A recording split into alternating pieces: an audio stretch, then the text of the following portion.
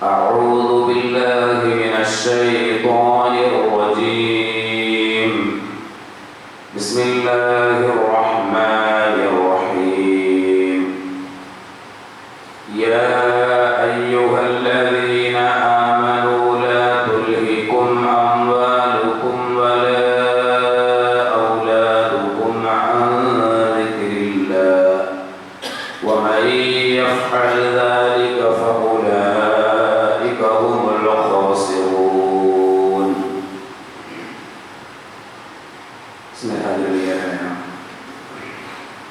സത്യവിശ്വാസി വിശ്വാസിനികളായ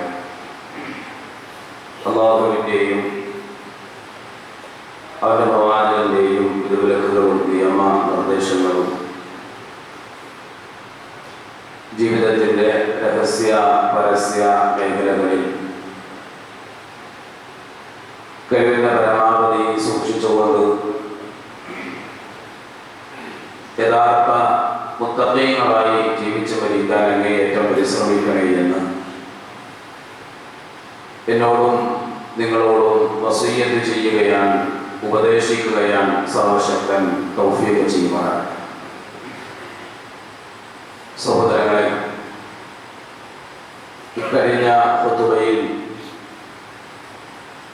മക്കളെ സംബന്ധിച്ചുള്ള ചില വശങ്ങളാണ് നാം ചർച്ച ചെയ്തത്. ദുനിയാവിലെ നമ്മുടെ ഏറ്റവും വലിയ സമ്പത്താണ് നമ്മുടെ മക്കൾ. സമ്പത്തും സന്താനങ്ങളും ദുനിയാവിൻ്റെ ഒരു അലങ്കാരം മാത്രമാണ് എന്നും നിങ്ങളുടെ സമ്പത്തിലും സന്താനങ്ങളിലും നിങ്ങൾക്ക് ഫിത്ന പരീക്ഷണമാണ് എന്നും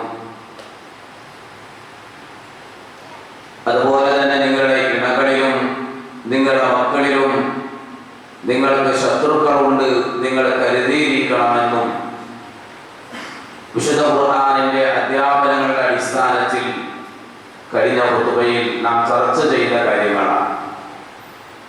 ആ കൂട്ടത്തിൽ മക്കളോടുള്ള നമ്മുടെ പെരുമാറ്റം എങ്ങനെയായിരിക്കണമെന്നും നബി സല്ലല്ലാഹു അലൈഹി വസല്ലമയുടെ ആ വിഷയത്തിലുള്ള മാതൃക പ്രവാചകൻ മക്കളോട് കരുണ കാണിച്ചതും ആ മക്കളെ തന്നിലേക്ക് ചേർത്ത് പിടിച്ചുകൊണ്ട് അവർക്ക് ചുംബനങ്ങൾ നൽകിയതും പ്രവാചകൻ സല്ലല്ലാഹു അലൈഹി വസല്ലമയുടെ കൂടെ ഇരുത്തി ഭക്ഷിപ്പിച്ചതും ചെറിയ ചെറിയ തെറ്റുകൾ കണ്ടാൽ ഉടനടി നബി സല്ലല്ലാഹു അലൈഹി വസല്ലം തിരുത്തി കൊടുത്തതും അതുപോലെ മിമ്പറിൽ നിന്ന് പ്രസംഗിച്ചു കൊണ്ടിരിക്കുന്നതിനിടയിൽ തന്റെ പേരമക്കൾ കടന്നു വന്നപ്പോൾ മിമ്പറിൽ നിന്ന് ഇറങ്ങി വന്ന് ആ മക്കളെ എടുത്ത് നബി സല്ലല്ലാഹു അലൈഹി വസല്ലം പുന്നാരിച്ചതും നമസ്കാരത്തിൽ പോലും കുട്ടികളെ എടുത്തുകൊണ്ട് നമസ്കരിക്കുകയും നമസ്കാരത്തിലായിരിക്കുന്ന സുജൂദിലായിരിക്കുന്ന പ്രവാചകൻ സല്ലല്ലാഹു അലൈഹി വസല്ലമയുടെ മുതുകത്ത് കയറി പ്രവാചകന്റെ പേരമക്കൾ കുതിര കളിച്ചതും തുടങ്ങിയ ഭാഗങ്ങളെല്ലാം കഴിഞ്ഞ ഖുതുബയിൽ നാം ചർച്ച ചെയ്തു പോയ ഭാഗങ്ങളാണ്. ഇത് ആമുഖമായി നിങ്ങളുടെ മുന്നിൽ ഓതി വെച്ച വിശുദ്ധ ഖുർആൻ 63-ാം അധ്യായം സൂറത്തുൽ മുനാഫിഖൂന്റെ 9-ാമത്തെ ആയത്ത്. ഇവിടെ അല്ലാഹു സുബ്ഹാനഹു വ തആല പറയുന്നത്, യാ അയ്യുഹല്ലദീന ആമനൂ, ഈമാനുള്ളവരെ, വിശ്വാസികളെ, ലാ തുൽഹികും അംവാലുകും വലാ ഔലാദുകും അൻ ദിക്രില്ലാഹ്, നിങ്ങളുടെ സമ്പത്താകട്ടെ സന്താനങ്ങളാകട്ടെ അല്ലാഹുവിന്റെ ദിക്റിൽ നിന്ന്, സ്മരണയിൽ നിന്ന് നിങ്ങളെ തെറ്റിച്ച് കളയാതിരിക്കട്ടെ. വമൻ യഫ്അൽ ദാലിക, ആരെങ്കിലും അപ്രകാരം പ്രവർത്തിച്ചാൽ ഫഉലൈക ഹുമുൽ ഖാസിറൂൻ, അവരാണ് നഷ്ടക്കാർ എന്ന് വിശുദ്ധ ഖുർആനിൽ അല്ലാഹു സുബ്ഹാനഹു വ തആല നമുക്ക് ബോധിപ്പിച്ചിരിക്കുകയാണ്.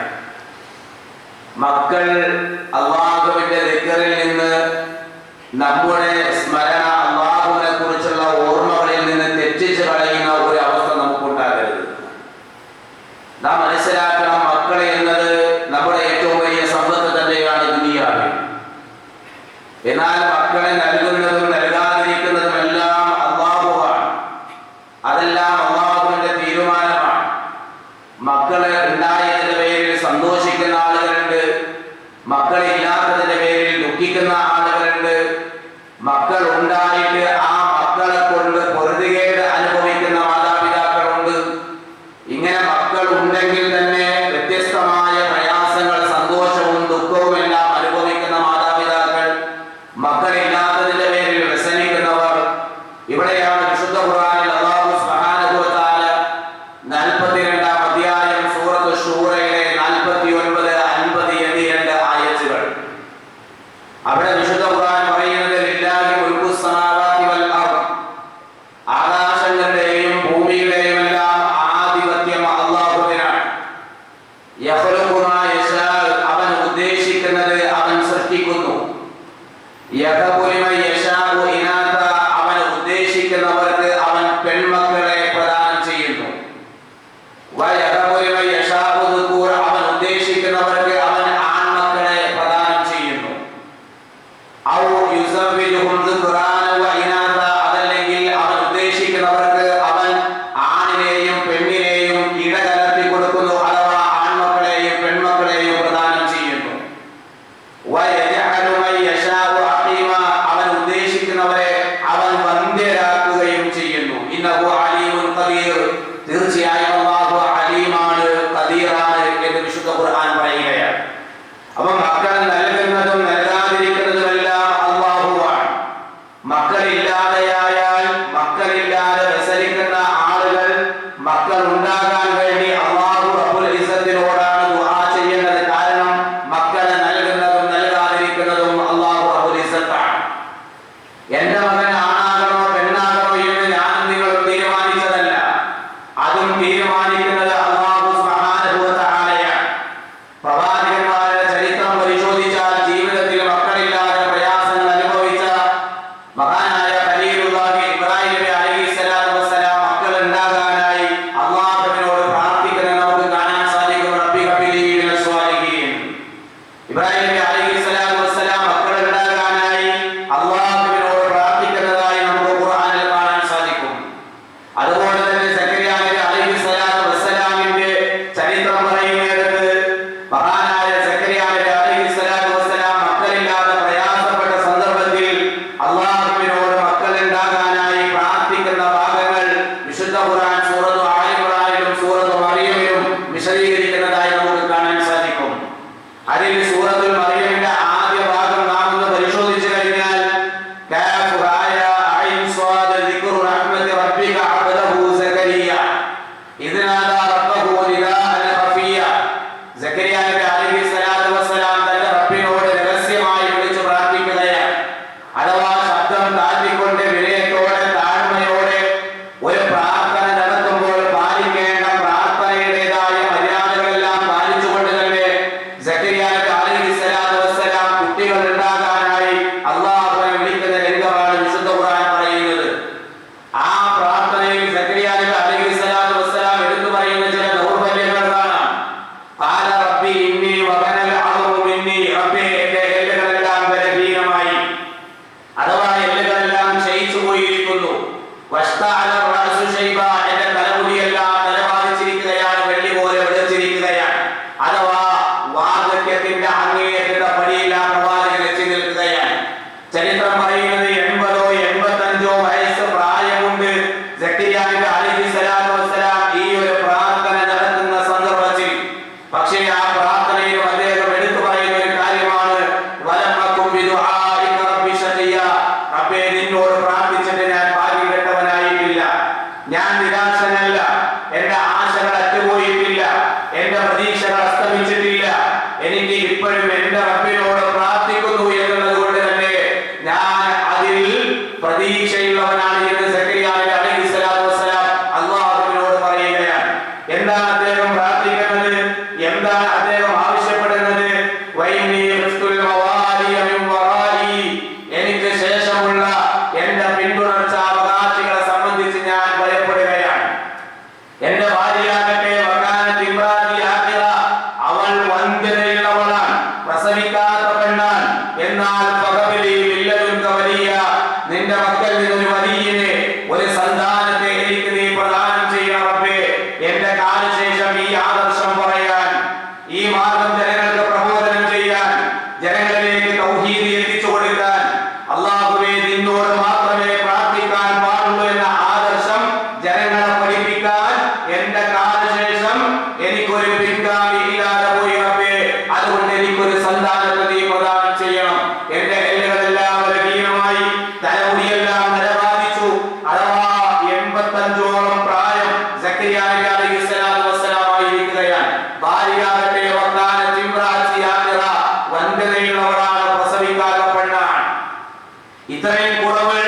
ഇത്രയും കുറവുകൾ എന്റെയും എന്റെ ഭാര്യയുടെയും ശരീരത്തിലുണ്ട്. എങ്കിലും ഞാൻ പ്രാർത്ഥിക്കുന്നത് എന്റെ റബ്ബിനോടാണ് എന്നുള്ളത് കൊണ്ട് ഞാൻ നിരാശനല്ല. അതുകൊണ്ട് റബ്ബേ, എനിക്കൊരു സന്താനത്തെ നീ പ്രദാനം ചെയ്യണം. അല്ലാഹു സുബ്ഹാനഹു വ തആല ആ പ്രവാചകന്റെ പ്രാർത്ഥന സ്വീകരിക്കുന്നു. യഹ്യ എന്ന പേരുള്ള ഒരു ആൺകുഞ്ഞിനെ സംബന്ധിച്ച് അല്ലാഹു സുബ്ഹാനഹു വ തആല ആ പ്രവാചകന് സന്തോഷവാർത്ത അറിയിക്കുകയാണ്. വിശുദ്ധ ഖുർആൻ പറയുകയാണ്, മക്കളെ നൽകുന്നത് അല്ലാഹയാണ്, ആണാകുന്നതും പെണ്ണാകുന്നതും അല്ലാഹുവിന്റെ തീരുമാനമാണ്. ആണിനെയും പെണ്ണിനെയും ഇടകലർത്തി കൊടുക്കുന്നത് അല്ലാഹയാണ്. അവൻ ഉദ്ദേശിക്കുന്നവരെ അവൻ ബന്ധിരാക്കുകയും ചെയ്യുന്നു എന്ന് വിശുദ്ധ ഖുർആൻ പഠിപ്പിക്കുമ്പോൾ, ഇന്നും മക്കളില്ലാതെ കല്യാണം കഴിഞ്ഞ് 2 വർഷമായി, 3 വർഷമായി, 4 വർഷമായി പല ട്രീറ്റ്മെന്റുകളും ചെയ്ത് മക്കളെ കിട്ടാതെ വരുമ്പോൾ ആരെങ്കിലും പറയുകയാണ്, ഇന്ന ജാതകത്തിലേക്ക് പോയാൽ, ഇന്ന ശൈഖിന്റെ അടുക്കലേക്ക് പോയാൽ, ഇന്ന മഹാന്റെ പേരിൽ, ഇന്ന മഹദിയുടെ പേരിൽ ഇന്ന നേർച്ചകൾ ചെയ്താൽ, അതല്ലെങ്കിൽ ഏതെങ്കിലും ഒരു ജാതകത്തിൽ പോയി തൊട്ടിൽ കെട്ടി നേർച്ചയാക്കിയാൽ മക്കളെ കിട്ടുമെന്ന് സമൂഹത്തിൽ പലരും വിളിച്ചു പറയുമ്പോൾ, ഖുർആൻ അറിയാത്ത, വിശുദ്ധ ഖുർആൻ പഠിക്കാത്ത, പ്രവാചകന്മാരുടെ ചരിത്രം മനസ്സിലാക്കിയിട്ടില്ലാത്ത, എന്നാൽ മുസ്ലിം സമൂഹത്തിൽപ്പെട്ട ഭൂരിഭാഗം ആളുകളും മക്കളുണ്ടാകാൻ വേണ്ടി പലതരത്തിലുള്ള നേർച്ചകൾ അല്ലാഹു അല്ലാത്ത ആളുകളിലേക്ക് അർപ്പിക്കുന്നതായി ഇന്നും നമുക്ക് കാണാൻ സാധിക്കുകയാണ്. ഇവിടെയാണ് വിശുദ്ധ ഖുർആൻ പറയുന്നത്, മക്കളെ നൽകുന്നതും നൽകാതിരിക്കുന്നതും അല്ലാഹയാണ്. ഇനിയോ മക്കളുണ്ടായതിന്റെ പേരിൽ നിങ്ങൾ ആരും അഹങ്കരിക്കേണ്ടതില്ല. സമ്പത്തും സന്താനങ്ങളും ഏത് പ്രതിസന്ധിയിലും നിങ്ങളെ രക്ഷപ്പെടുത്താൻ വരുമെന്ന് നിങ്ങൾ ആരും കരുതേണ്ടതില്ല. അതല്ലെങ്കിൽ ഒരാൾക്ക് സമ്പത്തും സന്താനങ്ങളും ഉണ്ടായി, അയാളോട് അല്ലാഹുവിന് പ്രത്യേകം ഇഷ്ടമുണ്ട് എന്നോ അയാൾ സൽക്കർമ്മം ചെയ്യുന്ന വ്യക്തിയാണോ എന്നോ ഒരിക്കലും അതിന് അർത്ഥമില്ല. ഇനി ഒരാൾക്ക് മക്കളില്ല, അയാൾക്ക് സമ്പത്തില്ല, അതിന്റെ അർത്ഥം അയാൾ മോശക്കാരനാണ് എന്നല്ല. ഇവിടെ നാം മനസ്സിലാക്കേണ്ടത്, മുൻഗാമികളായ പല ആളുകളിലും ഒരു തെറ്റിദ്ധാരണ ഉണ്ടായിരുന്നു.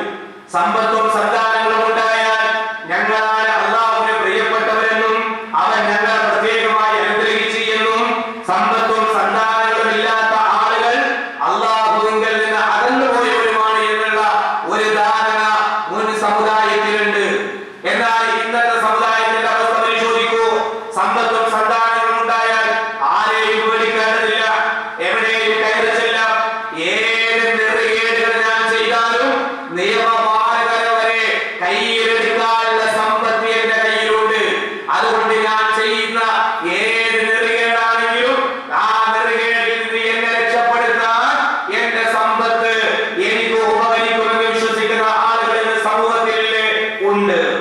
ഇനിയോ തണ്ടും തടിയുമുള്ള നല്ല കഴിവെടുക്കുന്ന മക്കളുണ്ടെങ്കിലോ, എന്നെ ആരെങ്കിലും ഒന്ന് തോണ്ടിയാൽ, എന്നെ ആരെങ്കിലും ഒന്ന് ചീത്ത പറഞ്ഞാൽ, ആരാ എന്റെ വാപ്പയെ ചീത്ത പറഞ്ഞതെന്ന് പറഞ്ഞ് ചോദിക്കാൻ, പകരം വീട്ടാൻ നല്ല കഴിവെടുക്കുന്ന മക്കൾ എനിക്കുണ്ട് എന്ന് പറഞ്ഞുകൊണ്ട് മക്കളുടെ പേരിലും സമ്പത്തിന്റെ പേരിലും അഹങ്കരിക്കുന്ന ആളുകൾ മുൻ സമുദായത്തിൽ മാത്രമല്ല ഇന്നത്തെ സമൂഹത്തിലും നമുക്ക് കാണാൻ സാധിക്കും.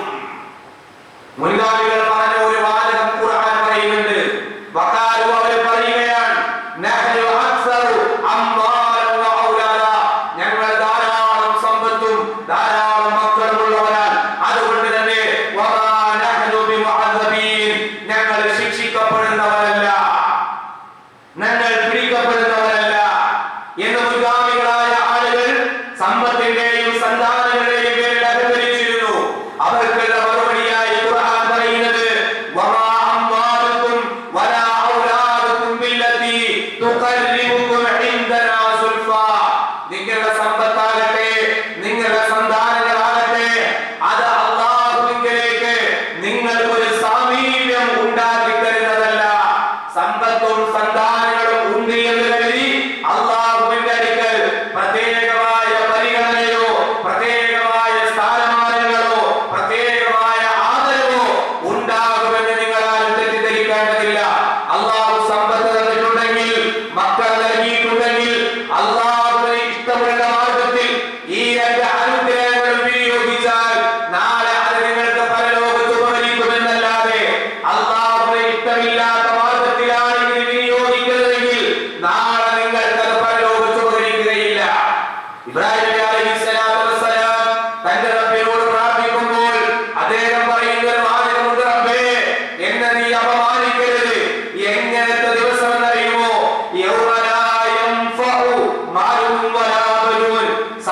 സമ്പത്തും സന്താനങ്ങളും ഉപകരിക്കാത്ത ഒരു ദിവസം, ആ ദിവസത്തിൽ എന്നെ നീ നിന്ദിക്കല്ലേ എന്ന് ഇബ്രാഹിം നബി അലൈഹിസ്സലാത്തു വസ്സലാം റബ്ബിനോട് പറയുകയാണ്. വിശുദ്ധ ഖുർആൻ പറയുകയാണ്, ലൻ തൻഫഅകും അർഹാമുകും വലാ ഔലാദുകും യൗമൽ ഖിയാമത്തി.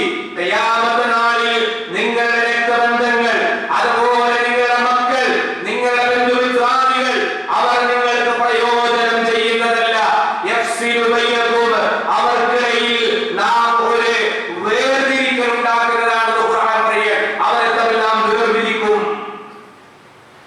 ഇവിടെയാണ് രക്തബന്ധത്തിൽ വരാ. എനിക്കൊരു പ്രയാസം ഉണ്ടായാൽ എന്റെ വാപ്പ ഓടി വരും, എന്റെ സഹോദരങ്ങൾ ഓടി വരും, എന്റെ സഹോദരിമാർ എന്നെ സഹായിക്കാൻ വരും.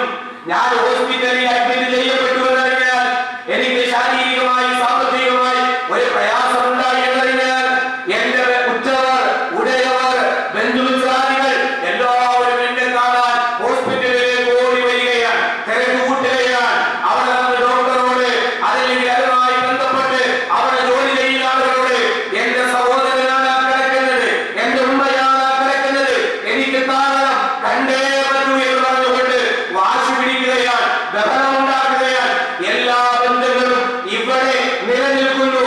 ഈ ബന്ധങ്ങൾ പരലോകത്ത് നിലനിൽക്കണമെങ്കിൽ ആ രക്തബന്ധത്തെക്കാൾ വലിയ ബന്ധമായ ആദർശബന്ധം നമ്മളിൽ ഉണ്ടാകണം. ഇല്ലെങ്കിൽ എല്ലാ ബന്ധങ്ങളും ഒഴിഞ്ഞു പോകും. നിങ്ങളുടെ ബന്ധങ്ങൾ, നിങ്ങളുടെ മക്കൾ ഖിയാമത്ത് നാളിൽ നിങ്ങൾക്ക് പ്രയോജനം ചെയ്യുന്നതല്ല. നാം നിങ്ങൾക്കിടയിൽ വേർതിരിക്കൽ ഉണ്ടാക്കുമെന്നാണ് വിശുദ്ധ ഖുർആൻ പറയുന്നത്. അല്ലാഹു പറയുകയാണ്, യാ അയ്യുഹല്ലദീന ആമനു, ഈമാനുള്ളവരെ, വിശ്വാസികളെ, ലാ തുൽഹികും അംവാലുകും വലാ ഔലാദുകും അൻ ദിക്രില്ലാഹ്. നിങ്ങളുടെ സമ്പത്തും സന്താനങ്ങളും അല്ലാഹുവിന്റെ സ്മരണയിൽ നിന്ന് നിങ്ങൾ തെറ്റിച്ച് കളയാതിരിക്കട്ടെ. നാളെ റബ്ബിന്റെ കോടതിയിൽ വരുമ്പോൾ വലാ യസ്അലു ഹമീമുൻ ഹമീമാ, ഒരു ഉറ്റബന്ധവും തന്റെ ഉറ്റബന്ധുവിനോട് ഒന്നും സംസാരിക്കാത്ത, ഒരു കുശലാന്വേഷണവും നടത്താത്ത, ഒരു നിരക്കും ഉപകരിക്കാത്ത ദിവസമാണ് എന്ന് വിശുദ്ധ ഖുർആൻ പറയുകയാണ്. ആ ദിവസത്തെ കുറിച്ചുള്ള താക്കീതാണ് അല്ലാഹു സുബ്ഹാനഹു വ തആല നൽകുന്നത്. വിശ്വാസികളെ വിളിച്ചിട്ടല്ല, സകല മനുഷ്യരെയും വിളിച്ചിട്ട് ഖുർആൻ പറഞ്ഞൊരു കാര്യമുണ്ട്. യാ അയ്യുഹന്നാസ്, അല്ലയോ മനുഷ്യരെ, ഇത്തഖൂ റബ്ബക്കും, നിങ്ങൾ നിങ്ങളുടെ റബ്ബിനെ സൂക്ഷിക്കണം.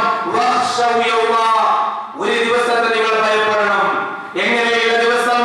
ലാ യജ്സി വാലിദുൻ വലദിഹി, മാതാപിതാക്കൾ മക്കൾക്ക് നയിക്കാത്ത ദിവസം. വലാ മൗലൂദുൻ ഹുവ ജാസിൻ ഔ വാലിദിഹി ശൈഅ, മക്കളാകട്ടെ മാതാപിതാക്കൾക്ക് ഒരു നിലക്കും ഉപകരിക്കാത്ത ദിവസം. ആ ദിവസത്തെ നിങ്ങൾ ഭയപ്പെടണമെന്ന് ലോകത്തുള്ള സകല മനുഷ്യരെയും വിളിച്ചിട്ട് വിശുദ്ധ ഖുർആനിന്റെ താക്കീതാണ്. എന്നിട്ട് അല്ലാഹു ഒരു കാര്യം പറഞ്ഞു, ഇന്ന വഅദല്ലാഹി ഹഖ്, തീർച്ചയായും അല്ലാഹുവിന്റെ വാഗ്ദാനം ഹഖാണ്. ഇത് വിശുദ്ധ ഖുർആനിന്റെ പ്രഖ്യാപനമാണ്, ഇത് യാഥാർത്ഥ്യമാണ്, സത്യമാണ്. എന്നിട്ട് അല്ലാഹു ഒരു കാര്യം പറഞ്ഞു, ഫലാ തഗുറന്നകുൽ ഹയാത്തു ദുനിയ, ഈ ദുനിയാവിന്റെ ജീവിതം നിങ്ങളെ വഞ്ചിക്കാതിരിക്കട്ടെ, നിങ്ങളെ കബളിപ്പിക്കാതിരിക്കട്ടെ. വലാ യഗുറന്നകും ബില്ലാഹിൽ ഗുറൂർ, മഹാവഞ്ചകനായ പിശാച് അല്ലാഹുവിന്റെ കാര്യത്തിൽ നിങ്ങളെ വഞ്ചിച്ച് കളയാതിരിക്കട്ടെ. ഈ ദുനിയാവ്, സമ്പത്ത്, സന്താനങ്ങൾ എല്ലാം ഒരു അലങ്കാരം മാത്രമാണ്, ഒരു പരീക്ഷണമാണ്. അതിൽ പലരിലും നിങ്ങൾക്ക് ശത്രുക്കളുണ്ട്. നിങ്ങൾ ജാഗ്രത പാലിക്കണം.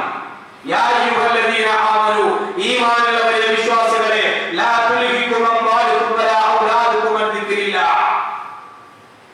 സമ്പത്തും സന്താനങ്ങളും അല്ലാഹുവിന്റെ സ്മരണയിൽ നിന്ന് നിങ്ങളെ തെറ്റിച്ച് കളയാതിരിക്കട്ടെ. ആദർശബന്ധമില്ലയോ? രക്തബന്ധം കൊണ്ട് നാളെ പരലോകത്ത് ഗുണമില്ല. മഹാനായ ഖലീലുല്ലാഹി ഇബ്രാഹിം നബി അലൈഹിസ്സലാത്തു വസ്സലാം പരലോകത്ത് വരികയാണ്. അതാ ഇബ്രാഹിം അലൈഹിസ്സലാം പിതാവിനെ കാണുകയാണ്. ആരാണ് അദ്ദേഹത്തിന്റെ പിതാവ്? ആസർ. വിശുദ്ധ ഖുർആനിൽ നമുക്ക് കാണാം, ഇബ്രാഹിം ലി അബീഹി ആസറ, പിതാവിന്റെ പേര് ആസർ എന്നാണ്. വാപ്പയെ കാണുകയാണ്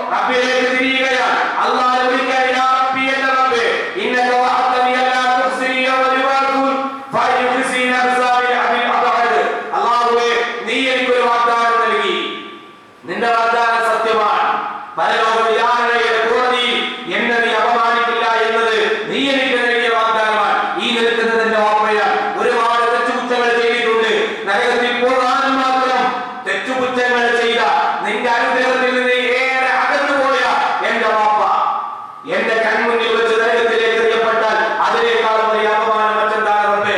അതുകൊണ്ട് എന്റെ വാപ്പാന്റെ കാര്യം ആരാ പറയുന്നത്? ഒരു പ്രവാചകൻ, കേവലം ഒരു സാധാരണ പ്രവാചകനല്ല. പ്രവാചകന്മാരുടെ കൂട്ടത്തിൽ ഏറ്റവും ശ്രേഷ്ഠന്മാരായ ഒരു ആസ്മകളിൽപ്പെട്ട 5 പ്രവാചകന്മാരിൽ ഒരു പ്രവാചകനാണ് ഇബ്രാഹിം നബി അലൈഹിസ്സലാം. അല്ലാഹു സുബ്ഹാനഹു വ തആല അവന്റെ ഖലീലായി ചങ്ങാതിയായി 2 പേരെ തിരഞ്ഞെടുത്തപ്പോൾ അതിലൊരാളാണ് ഇബ്രാഹിം നബി അലൈഹിസ്സലാത്തു വസ്സലാം. നാളെ പരലോക വിചാരണയുടെ കോടതിയിൽ പരിപൂർണ്ണ നഗ്നരായി സകല മനുഷ്യരും ഹാജരാക്കപ്പെടുമ്പോൾ ഒന്നാമതായി വസ്ത്രം ധരിപ്പിക്കപ്പെടുന്ന വ്യക്തിത്വമാണ് ഖലീലുല്ലാഹി ഇബ്രാഹിം നബി അലൈഹിസ്സലാത്തു വസ്സലാം. ഇത്രയേറെ അല്ലാഹുവിന്റെ അടുക്കൽ ദറജയുള്ള ഒരു പ്രവാചകൻ സ്വന്തം വാപ്പാക്ക് വേണ്ടിയാണ് റബ്ബിനോട് ചോദിക്കുന്നത്, റബ്ബേ എന്റെ വാപ്പ. അല്ലാഹു പറയും ഫയഖൂലു അല്ലാഹു തആല ഇന്നി ഹറംതുൽ ജന്നത ലിൽ കാഫിരീൻ. നിഷേധികളായ ആളുകൾക്ക് സ്വർഗ്ഗം നിഷിദ്ധമാണ്. വിശ്വാസം ശരിയല്ലയോ, ആദർശമില്ലാതെ പോയോ, അവർക്ക് സ്വർഗ്ഗം നിഷിദ്ധമാണ്. അതുകൊണ്ട് ഇബ്രാഹിം ഇനി വാപ്പാന്റെ കാര്യം ഇവിടെ പറഞ്ഞൊരു കാര്യമില്ല. ഇബ്രാഹിം അലൈഹിസ്സലാത്തു വസ്സലാം തലതാഴ്ചയാണ്. വളരെ പ്രയാസപ്പെട്ട് ഒന്നും ചെയ്യാൻ കഴിയാതെ നിസ്സഹായരായി തലയും താഴ്ത്തി നിൽക്കുമ്പോഴാണ് ഒരു വിളിയാണ്, യാ ഇബ്രാഹിം മാ തഹ്ത റിജ്ലൈ, എന്താണ് നിന്റെ കാൽ കീഴിൽ? നീ ഒന്ന് നോക്ക് നിന്റെ കാൽ ചുവട്ടിലേക്ക്. ഫയൻദുറു ഫൈദാ ഹുവ ബിദീഹിൻ മുത്തഖിൻ ഫയുഖദു ബിഖവാഇമിഹി ഫയുഖാ ഫിന്നാർ. ഇബ്രാഹിം അലൈഹിസ്സലാം നോക്കുമ്പോൾ തന്റെ പിതാവിനെ ഒരു കരുതപ്പുലിയുടെ കോലത്തിലാക്കി അല്ലാഹു സുബ്ഹാനഹു വ തആല മാറ്റി. രൂപമാറ്റം വരെ അവിടെ സംഭവിക്കുകയാണ്. കൈകാലുകൾ പിടിച്ചു കൂട്ടിക്കെട്ടി പിരടിയുമായി ബന്ധിച്ചുകൊണ്ട് നരകത്തിലേക്ക് വലിച്ചെറിയപ്പെടുകയാണ്. ഒരു മകൻ പ്രവാചകനായിട്ട് പോലും അല്ലാഹുവിന്റെ ഖലീലായിട്ട് പോലും വാപ്പാനെ രക്ഷപ്പെടുത്താൻ പരലോകത്ത് കഴിഞ്ഞില്ല. രക്തബന്ധത്തെക്കാൾ വലിയ ബന്ധമാണ് ആദർശബന്ധം. മാതാപിതാക്കളെ അത് മക്കളിൽ ഉണ്ടാക്കി പഠിക്കാൻ നമുക്ക് കഴിയണം. ഇല്ലെങ്കിൽ മരണത്തോടുകൂടി ഈ ബന്ധങ്ങൾ അറ്റുപോകും. ഫാമിലി അടക്കം നാളെ പരലോകത്ത് നമുക്ക് രക്ഷപ്പെടണ്ടേ? കുടുംബസഹിതം നമുക്ക് സ്വർഗ്ഗത്തിൽ പ്രവേശിക്കണ്ടേ? അല്ലാഹുവിന്റെ കോടതിയിൽ ഈ ഭാര്യയെ, ഈ മക്കളെ, ഈ മാതാപിതാക്കളെ അവരെ പ്രേരിക്കണ്ടേ? എന്നോടൊപ്പം അവരും ഉണ്ടാകണ്ടേ എന്നാഗ്രഹിക്കുന്ന മാതാപിതാക്കളാണോ? അങ്ങനത്തെ മക്കളാണോ? പറഞ്ഞു കൊടുക്കണം. കുടുംബത്തിൽ ഇസ്ലാമിന്റെ ആദർശം അതാണ്. പ്രവാചകൻ സല്ലല്ലാഹു അലൈഹി വസല്ലം ഫാത്തിമ ബീവിയെ വിളിച്ചിട്ട് പറഞ്ഞു, ഒരു വാപ്പ മോളെ വിളിച്ചിട്ട് പറയുകയാണ്, ഇവിടെയുള്ള ഉപ്പമാരും ഉമ്മമാരും ആലോചിക്കണം. പറഞ്ഞിട്ടുണ്ടോ നിങ്ങൾ മക്കളോട്? പ്രവാചകൻ വിളിക്കറിയാ പൊന്നുപോലെ ഉപ്പാന്റെ കരളിന്റെ കഷ്ടമാണ്. പക്ഷേ നിന്റെ ശരീരത്തെ നരകത്തിൽ നിന്ന് നീ തന്നെ രക്ഷപ്പെടുത്തണം. അല്ലാഹുവിന്റെ ശിക്ഷയിൽ നിന്ന് ഒന്നും നിങ്ങളെ ഒഴിവാക്കി തരാൻ എന്നെ കൊണ്ട് കഴിയുന്നതല്ല. അതുകൊണ്ട് പരലോകത്തെ രക്ഷപ്പെടാനുള്ള ആദർശം നമ്മുടെ കൈകളിൽ ഉണ്ടാകണം. പല ആളുകളൊക്കെ വിചാരിച്ചത് എന്റെ മുരീദീങ്ങൾ നരകത്തിലില്ലെന്ന് നരകത്തെ കാക്കും മലക്ക് പറഞ്ഞോവർ. ഇന്നും ആളുകളിൽ വിശ്വസിക്കുന്ന മുസ്ലിം സമൂഹത്തിലെ ഉന്നതന്മാരെ നമുക്ക് കാണാം. എന്റെ മുരീദീങ്ങൾ എല്ലാവരല്ലെങ്കിൽ എപ്പോഴും നല്ലവൻ ഞാനെന്ന് ചൊല്ലുവർ. ഇന്ന ശൈഖ്, ഇന്ന മഹാൻ, ഇന്ന ത്വരീഖത്തിന്റെ നേതാവ്, ആ ത്വരീഖത്തിലേക്ക് മെമ്പർഷിപ്പ് എടുത്താൽ അവരുടെ ഓഫിൽ നാളെ പരലോകത്ത് രക്ഷപ്പെടാമെന്ന് ആലോചിക്കുന്ന ആളുകൾ മനസ്സിലാക്കണം. ഇല്ല, ഒരാൾക്കും മറ്റൊരാളെ രക്ഷപ്പെടുത്താൻ കഴിയില്ല. മക്കൾ മാതാപിതാക്കൾക്ക് ഉപകരിക്കാത്ത, മാതാപിതാക്കൾ മക്കൾക്ക് ഉപകരിക്കാത്ത, നിങ്ങളുടെ സമ്പത്ത് കൊണ്ടൊരു പ്രയോജനമില്ലാത്ത ഒരു ദിവസം നിങ്ങൾ മുന്നിൽ വരാറുണ്ട്. ആ ദിവസത്തെ നിങ്ങൾ നഷ്ടപ്പെടുത്തരുത്. യാ അയ്യുഹല്ലദീന ആമനൂ ഈമാനുള്ള മുഅ്മിനീങ്ങളെ ലാ തുൽഹിക്കും അംവാലുക്കും വലാ ഔലാദുക്കും അൻ ദിക്രില്ലാഹ്. ഓതി വെച്ച വചനം മറന്നു പോകരുത്. നിങ്ങളുടെ സമ്പത്തും നിങ്ങളുടെ സന്താനങ്ങളും അല്ലാഹുവിന്റെ സ്മരണയിൽ നിന്ന് നിങ്ങളെ തെറ്റിച്ച് കളയാതിരിക്കട്ടെ.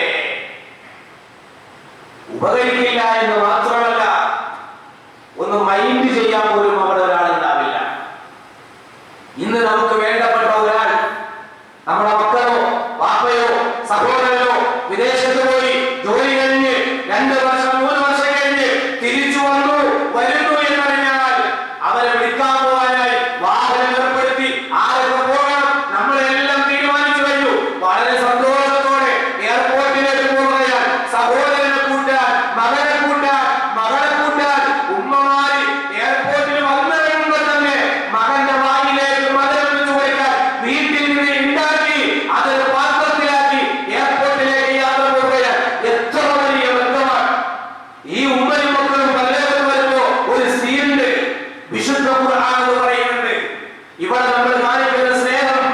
സഹോദരങ്ങളെ, പരലോകത്ത് വരുമ്പോഴുള്ള അവസ്ഥ എന്താ?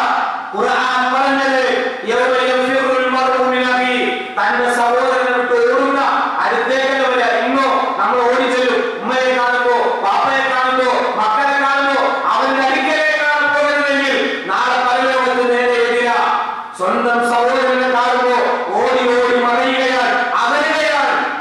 വഉമ്മിഹി വഅബി, ഉമ്മയെ വിട്ട്, വാപ്പയെ വിട്ട്, വസ്വാഹിബത്തിഹി വബനി, ഇണയെ വിട്ട്, മക്കളെ വിട്ട്, കൂടെ കിടക്കുന്ന ഭാര്യയെ വിട്ട്, ഭർത്താവിനെ വിട്ട് മനുഷ്യൻ ഓടി മറയുകയാണ്. ഞാൻ വരാതെ എന്റെ ഭാര്യ ഉറങ്ങില്ല, ഞാൻ വരാതെ അവർ ധരിക്കില്ല, ഞാൻ എത്ര വൈകിയാലും എനിക്ക് വേണ്ടി ഭക്ഷണം ധരിക്കാതെ ഉറക്കം വിളിച്ച് കാത്തിരിക്കുന്ന എന്റെ ഭാര്യ നാളെ പരലോകത്ത് എന്നെ കാണുമ്പോ എന്റെ അടുത്തേക്ക് വരുന്നില്ല, ഒന്നും അവർക്ക് ചോദിക്കാനില്ല. എത്രയോ കൊല്ലങ്ങൾക്ക് ശേഷമുള്ള കൂടിക്കാഴ്ചയാണ് പരലോകത്ത് വെച്ച്. നമ്മളൊന്ന് ആലോചിച്ചു നോക്ക്. ഒന്നാമത്തെ കാലം മൂത്ത് കഴിഞ്ഞ് ലോകാവസാനം സംഭവിച്ച് കുറെ കാലം എല്ലാവരും മനസ്സിൽ കഴിച്ചു കൂട്ടി.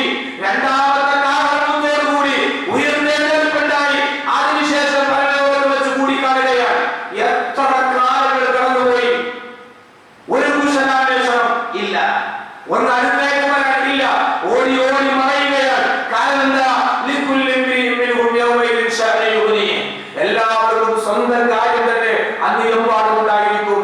സ്വന്തം കാര്യത്തെ കുറിച്ച് ആലോചിച്ച് ബേജാറിലാണ്, ആകാംക്ഷയിലാണ്. നഫ്സി നഫ്സി നഫ്സിയ, എനിക്കെന്റെ കാര്യം, എനിക്കെന്റെ കാര്യം. ഇവിടെയാണെങ്കിലോ എന്റെ ഭാര്യ, എന്റെ മക്കൾ, എന്റെ ഉമ്മ, എന്റെ ഉപ്പ. പരലോകത്ത് വരുമ്പോ എന്റെ കാര്യം, എന്റെ കാര്യം, എന്റെ കാര്യം. ഇതായിരിക്കും അവസ്ഥ. ആർക്കു വേണ്ടി നിങ്ങളുടെ ജീവിതം നിങ്ങൾ നശിപ്പിച്ചുവോ?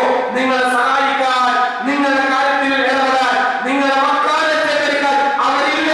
യാ അയ്യുഹല്ലദീന ആമനൂ ലാ തുൽഹികും അംവാലുകും വലാ ഔലാദുകും അൻ ദിക്രില്ല. നിങ്ങളുടെ സമ്പത്തും സന്താനങ്ങളും അല്ലാഹുവിന്റെ ദിക്റിൽ നിന്ന് നിങ്ങളെ തെറ്റിച്ചു കളയാതിരിക്കട്ടെ. സഹായിക്കാൻ ഉണ്ടാവില്ലെന്ന് മാത്രമല്ല, ഇവരെ നമ്മുടെ ജീവൻ കൊടുത്ത് നമ്മൾ അവരെ സഹായിക്കും. നമ്മുടെ ജീവൻ ബലികൊടുത്ത് നമ്മൾ അവരെ രക്ഷപ്പെടുത്താൻ ശ്രമിക്കും. പരലോകത്ത് നേരെ തിരിച്ച സ്വന്തം ജീവൻ രക്ഷപ്പെടുത്താനായി ആരെ വേണമെങ്കിലും ഞാൻ നരകത്തിലേക്ക് ഇട്ടുതരാം. ഖുർആനിന്റെ പ്രയോഗമാണ് സഹോദരങ്ങളെ. അല്ലാഹു യുബസ്സറുനഹും, അവർക്ക് നാം പരസ്പരം കാണിക്കപ്പെടുന്നതാണ്. ആര് കാണാതെ പോകില്ല. ഇതെന്റെ ഉമ്മയാണ്, ഇതെന്റെ ഉപ്പയാണ്, ഇതെന്റെ ഭാര്യയാണ്, ഇതെന്റെ മക്കളാണ്, കാണിക്കപ്പെടുകയാണ്, തിരിച്ചറിയുകയാണ്. അല്ലാഹു സുബ്ഹാനഹു വ തആല എല്ലാവർക്കും കാണിച്ചു കൊടുക്കും. ആ ദിവസത്തിൽ ഏതൊരു മനുഷ്യൻ ചിന്തിക്കുന്നുണ്ടല്ലോ, കുറ്റവാളികളായ ആളുകൾ, നന്മയില്ലാതെ പോയ ആളുകൾ അവിടെ നിന്നും കൊതിക്കുകയാണ്, കെഞ്ചുകയാണ്. റബ്ബേ, ഈ ആടിക്കത്തിൽ നിന്ന്, നരകത്തിൽ നിന്ന് ഈ തടി എന്റെ ശരീരത്തെ രക്ഷപ്പെടുത്താൻ, എന്റെ മക്കളെ പകരം വെക്കാൻ, ദണ്ഡം നൽകാൻ, എനിക്ക് പകരമായി എന്റെ മക്കളെ നരകത്തിലേക്ക് ഇട്ടുതരാൻ ഞാൻ റെഡിയാണ്. ആരാ പറയുന്നത്? മാതാപിതാക്കൾ പറയാ, എന്റെ മക്കളെ നരകത്തിലേക്ക് ഇട്ടിട്ട് യൗമിഇദിൻ ബിബനി ലൗ യഫ്തദി മിൻ അദാബി യൗമിഇദിൻ ബിബനി, ഇന്നേ ദിവസം എന്റെ മക്കളെ എനിക്ക് പകരം നരകത്തിലേക്ക് ഇട്ടിട്ടാണെങ്കിലും എന്റെ ശരീരത്തെ എനിക്ക് രക്ഷപ്പെടുത്താൻ കരുതിയിരുന്നെങ്കിൽ വസ്വാഹിബതി വഅഖി, എന്റെ ഇണയെ, എന്റെ സഹോദരങ്ങളെ, വഫസീലതിഹി ലതി തുവി, എനിക്ക് രക്ഷാസങ്കേതം നൽകിയിരുന്ന എന്റെ ബന്ധുമിത്രാദികളെ മുഴുവനും എനിക്ക് പകരമായി നരകത്തിലേക്ക് ഇട്ടുതരാൻ ഞാൻ റെഡിയാണ്. വമൻ ഫിൽ അർദി ജമീഅ സുമ്മ യുൻജി, വല്ലാത്തൊരു സ്വാർത്ഥത. ഇനി റബ്ബേ, ഇതുകൊണ്ടൊന്നും മതിയാകുന്നില്ലെങ്കിൽ ലോകത്തുള്ള സകല മനുഷ്യരെ ഈ നരകത്തിലേക്ക് ഇട്ടിട്ടാണെങ്കിലും എനിക്ക് എന്റെ തടി ഒന്ന് രക്ഷപ്പെടുത്താൻ കഴിഞ്ഞിരുന്നെങ്കിൽ വല്ലാതെ അവൻ കൊതിച്ചു പോകണം. അവല്ല വരണ്ട, അങ്ങനെയല്ല. ആളിക്കത്തുന്ന നരകമാണ്. ഇങ്ങനൊരു രംഗം, ഇങ്ങനൊരു വിലപിക്കൽ എനിക്കും നിങ്ങൾക്കും വരാതിരിക്കാൻ ജീവിതം നന്നാക്കണം, ശുദ്ധീകരിക്കണം, കുടുംബത്തെ ചേർത്ത് പിടിക്കണം. ഇല്ലെങ്കിൽ നാളെ പരലോകത്ത് വല്ലാത്തൊരു രംഗമുണ്ട്. ഞാനത് പറഞ്ഞു തരാം നിങ്ങൾക്ക്. ഖുർആനിൽ ആയത്തോതി നമ്മളൊന്ന് ആലോചിച്ചോട്ട്, നമ്മളൊരു ജംഗ്ഷനിൽ നിൽക്കുകയാണ്, എവിടെയെങ്കിലും നിൽക്കുകയാണ്. 4 ആൾ കൂടുന്ന, അതല്ലെങ്കിൽ ഒരു ഫംഗ്ഷൻ നടക്കുന്ന 10 or 100 ആൾ കൂടുന്ന ഒരു സദസ്സ്. അവിടെ വെച്ച് നമ്മുടെ മക്കൾ എഴുന്നേറ്റ് നിന്ന് പരസ്യമായിട്ട് പറയാ, ഞാൻ വഴിപിഴച്ചു പോകാൻ കാരണം ഈ ഉമ്മയാണ്, ഈ ഉപ്പയാണ് എന്ന് നമ്മുടെ മക്കൾ നമ്മളെ ചൂണ്ടിക്കാണിച്ചു പറഞ്ഞാലുള്ള ആ രംഗം നമ്മളൊന്ന് മനസ്സിൽ വിചാരിച്ചു നോക്ക് സഹോദരങ്ങളെ, സഹിക്കാൻ പറ്റോ? തകർന്നു പോകും. ചിലപ്പോ ജീവിതം തന്നെ മാതാപിതാക്കൾ അവസാനിപ്പിച്ച് കളയും. 4 ആള് കൂടുന്നിടത്ത് 10 ആള് കൂടുന്നിടത്ത് മക്കള് ഉമ്മാനെ ബാപ്പാനെ ചൂണ്ടിട്ട് പറയാം, ഞാൻ വഴിതെറ്റി പോകാൻ കാരണം ഈ വപ്പയാണ്. എന്നെ മദ്രസയിൽ വിട്ടില്ല, ദീൻ പഠിപ്പിച്ചില്ല, പള്ളിയിൽ കൊണ്ടുപോയില്ല, ഖുർആൻ എഴുതി തന്നില്ല, എനിക്ക് അല്ലാഹുവിന്റെ ദീനിനെ കുറിച്ച് പറഞ്ഞില്ല, ഞാൻ വഴിതെറ്റി പോകാൻ കാരണം ഈ ഉമ്മയാണ്. ഞാൻ തെറ്റ് ചെയ്തപ്പോൾ ചെയ്യരുത് അതുപോലെ എന്ന് എന്റെ ഉമ്മ എന്നോട് പറഞ്ഞില്ല. അതുകൊണ്ട് ഞാൻ വഴിവെക്കാൻ കാരണം ഈ നിൽക്കുന്ന എന്റെ ഉമ്മയും ബാപ്പയുമാണ് എന്ന് ഒരു സദസ്സിൽ വെച്ച് നമ്മുടെ മക്കൾ വിളിച്ചു പറയുന്ന രംഗത്തെ കുറിച്ചൊന്ന് ആലോചിക്കേണ്ടത്. താങ്ങാൻ പറ്റുമോ? ഇല്ല. കോടാനുകൂടി മനുഷ്യന്മാർ ഒരുമിച്ച് കൂടുന്ന ആദം നബി അലൈഹിസ്സലാത്തു വസ്സലാം മുതൽ ലോകാവസാനം വരെയുള്ള സകല മനുഷ്യരും ഒരുമിച്ച് കൂടുന്ന മഹ്ശർ എന്ന മഹാസമ്മേളന നഗരിയിൽ വെച്ചുകൊണ്ട് നിഷേധികളായ ആളുകൾ പറയുന്ന ഒരു വർത്താനുണ്ട്. വഖാലല്ലദീന കഫറു, നിഷേധികൾ പറയാ, റബ്ബനാ, ഞങ്ങളുടെ റബ്ബേ, അരിന, ഞങ്ങൾക്ക് നീ ഒന്ന് കാണിച്ചതാ, അല്ലദീനി അവല്ലാനാ മിനൽ ജിന്നി വൽ ഇൻസി, ജിന്നുകളിൽ നിന്നും മനുഷ്യരിൽ നിന്നും ഞങ്ങളെ പിറപ്പിച്ച, ഞങ്ങളെ വഴിതെറ്റി പോകാൻ കാരണക്കാരായ ആളുകൾ ഈ മനുഷ്യരുടെ കൂട്ടത്തിൽ ജിന്നുകളുടെ കൂട്ടത്തിൽ ആരാണ് എന്നൊക്കെ ഞങ്ങൾക്ക് നീ ഒന്ന് കാണിച്ചതാ. എന്തിനാണെന്നറിയോ? നജഅൽഹുമാ തഹത ഖദാമിന ലിയകൂന മിനൽ അസ്ഫലീൻ, ഞങ്ങളുടെ കാലുകൾ കൊണ്ട് ഞങ്ങൾക്ക് അവരെ നരകത്തിലേക്ക് ചവിട്ടിത്താഴ്ത്തണം. അതിനു വേണ്ടിയാണ് ഞങ്ങൾ വഴിതെറ്റാൻ കാരണം ഈ ഏതന, ഈ യഹോവയ, ഈ ഉമ്മയ, ഈ സഹോദരിയ, ഈ ദരിദ്രനാണ്. ഞാൻ വഴിതെറ്റാൻ കാരണം ഈ ദരിദ്രന്റെ ഉപ്പയാണ്. അവനെ എനിക്ക് എന്റെ കാലുകൊണ്ട് നരകത്തിലേക്ക് ചവിട്ടിത്താഴ്ത്തണമെന്ന് മക്കൾ നമുക്കെതിരായി അല്ലാഹുവിന്റെ കോടതിയിൽ പറയുന്ന ഒരു രംഗം നിങ്ങളോട് ആലോചിച്ചു നോക്ക്. യാ അയ്യുഹല്ലദീന ആമനൂ, ഈമാനുള്ളവരെ വിശ്വാസികളെ, ലാ തുൽഹികും അംവാലുകും വലാ ഔലാദുകും അൻ ദിക്രില്ലാ, നിങ്ങളുടെ സമ്പത്ത്, നിങ്ങളുടെ സന്താനങ്ങൾ അല്ലാഹുവിന്റെ സ്മരണയിൽ നിന്ന് നിങ്ങളെ തെറ്റിച്ച് കളയാതിരിക്കട്ടെ. അതുകൊണ്ട് ചേർത്ത് പിടിക്കണം മക്കളെ. അന്ന് തന്ന അനുഗ്രഹമാണ്. ചിലപ്പോ മക്കളെ തന്നിട്ട് അല്ലാഹു പരീക്ഷിക്കും, ചിലപ്പോ തരാതെ പരീക്ഷിക്കും. അല്ലാഹു നൽകിയ സമ്പത്തും സന്താനവുമെല്ലാം അല്ലാഹുവിന് ഇഷ്ടമുള്ള മാർഗത്തിലേക്കായി വിനിയോഗിക്കാൻ നിങ്ങൾ തയ്യാറാണോ? നാളെ നിങ്ങളുടെ സമ്പത്ത് ഉഹദ് മലയോളമുള്ള പ്രതിഫലമായി അല്ലാഹു നിങ്ങൾക്ക് തിരിച്ചു തരും. നിങ്ങളുടെ മക്കൾ ദീൻ പഠിച്ചവരാണെങ്കിൽ നാളെ നിങ്ങളുടെ കൂടെ അവരുണ്ടാകും. അതുകൊണ്ട് സഹോദരങ്ങളെ, കുടുംബസഹിതം നമുക്ക് സ്വർഗത്തിലേക്ക് പോകണമെങ്കിൽ, ഫാമിലിയടക്കം നമുക്ക് നാളെ പരലോകത്ത് രക്ഷപ്പെടണമെങ്കിൽ ആഗ്രഹിച്ചാൽ പോരാ, പ്രയത്നിക്കണം. നാം മനസ്സിലാക്കിയ ആദർശം മക്കളിലേക്ക്, കുടുംബത്തിലേക്ക്, ഭാര്യമാരിലേക്ക്, മക്കളിലേക്ക്, സഹോദരങ്ങളിലേക്ക്, മാതാപിതാക്കളിലേക്ക് പകർന്നു കൊടുക്കണം. ആദർശത്തിന്റെ കാര്യത്തിൽ നാം ഒറ്റക്കെട്ടായിരിക്കണം. രക്തബന്ധത്തെക്കാൾ വലിയ ബന്ധമാണ് ആദർശ ബന്ധമെന്ന് നമ്മൾ തിരിച്ചറിയണം. അല്ലാഹു സുബ്ഹാനഹു വ തആല അല്ലാഹുവിന്റെ ദീനിനെ മനസ്സിലാക്കി ജീവിക്കുന്ന യഥാർത്ഥ ദീനിന്റെ വക്താക്കളിൽ നമ്മെ എല്ലാവരെയും ഉൾപ്പെടുത്തി അനുഗ്രഹിക്കുമാറാണ്.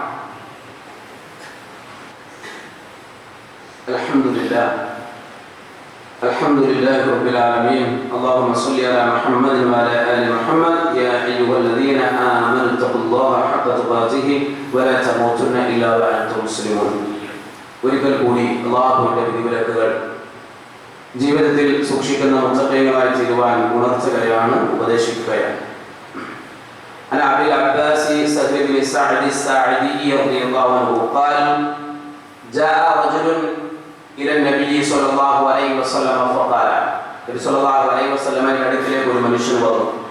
എന്നിട്ട് ആ മനുഷ്യൻ ചോദിക്കുകയാണ്, യാ റസൂലുള്ളാഹി, അല്ലാഹുവിന്റെ റസൂലേ, ദുല്ലനി അലാ അമലിൻ, ഒരു അമൽ എനിക്ക് പറഞ്ഞു തരിക. ഇദാ അമിൽതുഹു അഹബ്ബനി അല്ലാഹു വ അഹബ്ബനി അന്നാസ്, ഞാനത് ചെയ്താൽ അല്ലാഹുവും എന്നെ ഇഷ്ടപ്പെടണം, ജനങ്ങളും എന്നെ ഇഷ്ടപ്പെടണം. അതിന് പറ്റിയ നല്ലൊരു പ്രവർത്തനം പ്രവാചകരെ അങ്ങ് എനിക്ക് പറഞ്ഞു തരിക. ഫഖാല, പ്രവാചകൻ സല്ലല്ലാഹു അലൈഹി വസല്ലം പറഞ്ഞു കൊടുത്തു, ഇസ്ഹദ് ഫി ദുനിയാ, നീ ദുനിയാവിനോട് വിരക്തി കാണിക്കുക. ദുനിയാവിനെ വല്ലാതെ തലയിലേറ്റണ്ട. ഈ ദുനിയാവാണ് ജീവിതം എന്നൊരാളും തെറ്റിദ്ധരിക്കണ്ട. എന്നാൽ ദുനിയാവ് വേണം, ദുനിയാവിൽ ജീവിക്കണം, അതിനുവേണ്ടി നമ്മൾ പണിയെടുക്കണം. എന്നാൽ ശാശ്വതമായ ജീവിതം പരലോകമാണെന്ന് മറക്കരുത്. പരലോകത്തെ മറന്നുകൊണ്ട് ദുനിയാവിനെ തോളിലേറ്റുന്ന അവസ്ഥയുണ്ടാകരുത്. പ്രവാചകൻ പറയുകയാണ്, ഇസ്ഹദ് ഫി ദുനിയാ, നീ ദുനിയാവിനോട് വിരക്തി കാണിച്ചാൽ യുഹിബ്ബുകല്ലാഹ്, അല്ലാഹു നിന്നെ സ്നേഹിക്കും. വസ്ഹദ് ഫീമാ ഇൻദന്നാസി, ജനങ്ങളുടെ പക്കലുള്ളതിനോട് നീ വിരക്തി വിരക്തി കാണിക്കുക, അഥവാ മറ്റൊരുത്തന്റെ കയ്യിലുള്ളത് നീ കിട്ടാൻ ആഗ്രഹിക്കരുത്. അതും കൂടി എനിക്ക് കിട്ടിയിരുന്നെങ്കിൽ, അവനുള്ളത് കൂടി എനിക്ക് ഉണ്ടായിരുന്നെങ്കിൽ, അവന്റെ കയ്യിലുള്ളത് കൂടി എന്റേതായിരുന്നെങ്കിൽ എന്നിങ്ങനെ മറ്റുള്ളവരുടെ മുതലിൽ നീ ആഗ്രഹിക്കുന്നെങ്കിൽ ജനങ്ങളും നിന്നെ ഇഷ്ടപ്പെടും. അള്ളാഹുവും ജനങ്ങളും ഇഷ്ടപ്പെടുന്ന നല്ല ഒരു മറുപടിയാണ് ഈ സഹോദരന്റെ ചോദ്യത്തിന് മറുപടിയായി പ്രവാചകൻ സല്ലല്ലാഹു അലൈഹി വസല്ലം നൽകിയത്. അതുകൊണ്ട് ദുനിയാവിനോട് വിരക്തി കാണിക്കുക, ജനങ്ങളുടെ പക്കലുള്ളതിനോട് വിരക്തി കാണിക്കുക, എങ്കിൽ ജനങ്ങളും നമ്മളെ ഇഷ്ടപ്പെടും. അതിനേക്കാൾ ഉപരിയായി അള്ളാഹു നമ്മളെ ഇഷ്ടപ്പെടും. അത്തരക്കാരിൽ അള്ളാഹു സുബ്ഹാനഹു വ തആല നമ്മെ എല്ലാവരെയും ഉൾപ്പെടുത്തി അനുഗ്രഹിക്കുമാറാകട്ടെ.